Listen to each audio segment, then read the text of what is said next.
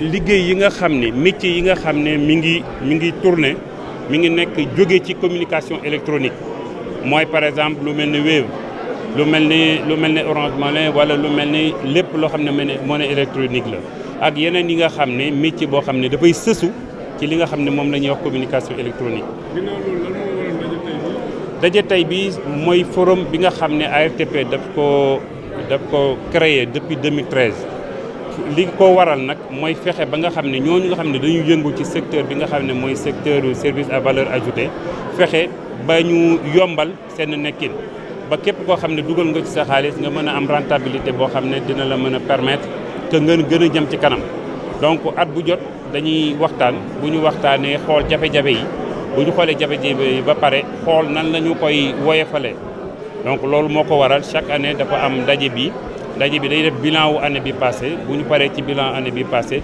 ñu xool lan lañ mën a defaat at bi di ñëw pour que service yooyu yëpp mën a jëm ci kanam mën a am doole mën a aussi jongante ak seen i morom parce que c'est un secteur boo xam ne la du secteur bu tëju un secteur concurrentiel boo xam ne mais SBA ñi nga xam ne ñi ngi Sénégal investir ci seen xaalis ñun suñu wareef ñun en tant que régulateur mooy fexe ba ñoom fa ñu nekk ñu mën a am jumtukaay ñu mën a am espace économique mooy foo xam ne dinañ fa jublu seen investissement pour mën a am ay retour d'investissement pour ñu dimbali leen ñu gën a jëm ci kanam.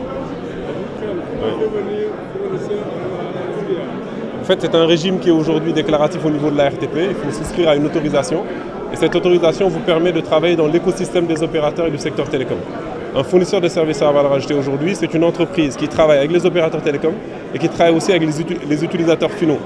Et le tout encadré par la RTP dans un cadre juridique. Et un certain nombre de services qui sont inscrits dans le catalogue national télécom qui permet aux fournisseurs SVA de dérouler ses activités. Des exemples de fournisseurs?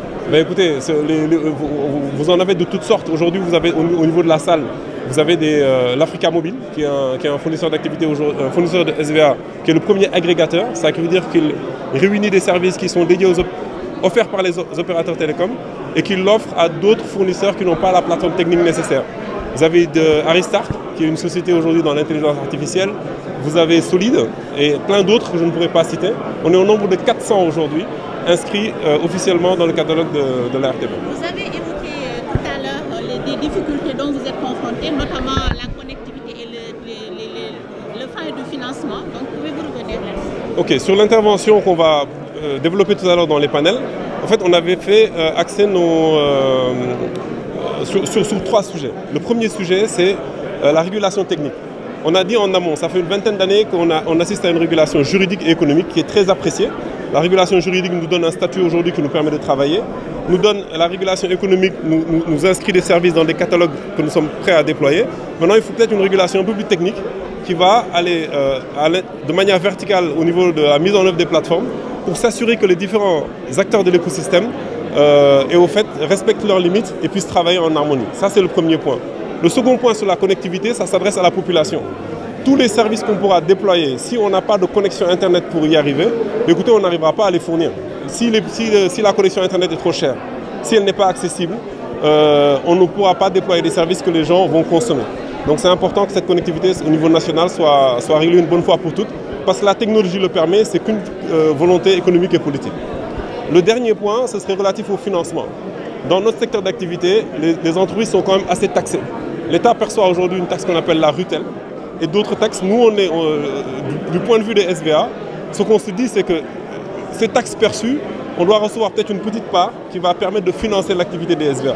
On ne parle pas d'un fonds d'investissement qui va être réparti au cas par cas. On parle d'une somme d'argent collectée à travers les différentes transactions qui vont nous permettre de développer l'ensemble de nos services avec un mécanisme à définir en partenariat avec les institutions financières, en partenariat avec la RTP et pourquoi pas la Banque centrale, qui est très active dans ce domaine aujourd'hui. Sur le plan économique, les résultats attendus.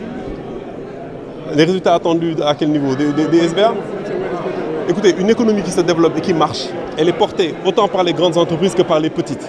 Si aujourd'hui on avait, sur les 400 fournisseurs de services à valeur ajoutée qui sont inscrits au niveau de la RTP, si on arrive à avoir ne serait-ce qu'une centaine qui ont une dimension internationale, qui ont un certain poids, une certaine taille, on va avoir l'économie sénégalaise qui va être tirée par le haut.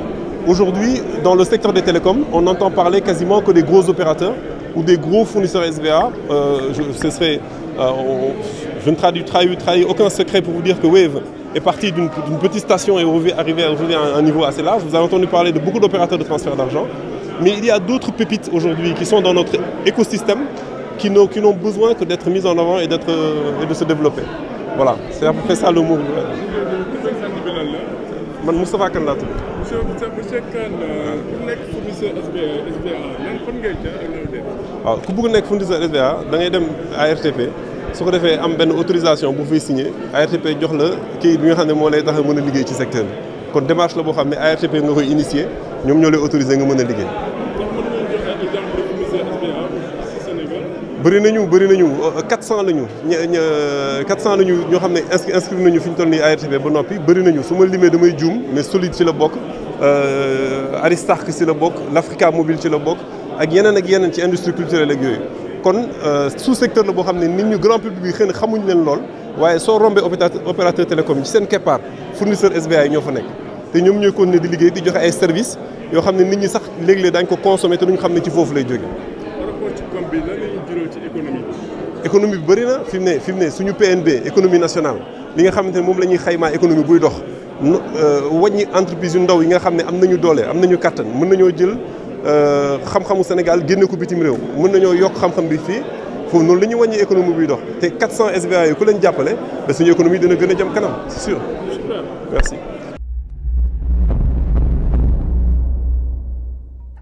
cheetetetet mais yow sa waay yow fu ñu la fekk yaa ngi ci kanamu ordinateur bi wala sa kanamu tablette ba sa téléphone portable lu xew mais damay lire ay information waaw xoolal boo bëgg am ay information yu leer nañ et en temps réel duggal ci www.senegal7.com ay information yu wóor man de maa ngi application Sénégal 7 lépp lu xew dama koy jot ci sama téléphone ci tàng bi te nag application Sénégal 7 am ko yomb na da ngay dugg ci Play Store wala Apple Store nga télécharge ko rek xam li xew ci réew mi ak la xew ci bitim réew te nag dara du la ci umpu. Vous voulez des informations en temps réel? Cliquez sur www.senegal7.com. Sénégal 7, le roi de l'information en temps réel.